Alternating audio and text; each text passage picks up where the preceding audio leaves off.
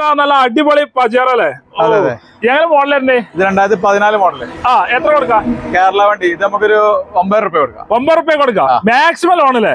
ഒരു 5 ലക്ഷം loan കയറൂലേ? Okay. Fortuner എങ്ങനെ? ഇത് 13 ഓട്ടോമാറ്റിക് 2 വീൽ ഡ്രൈവ്.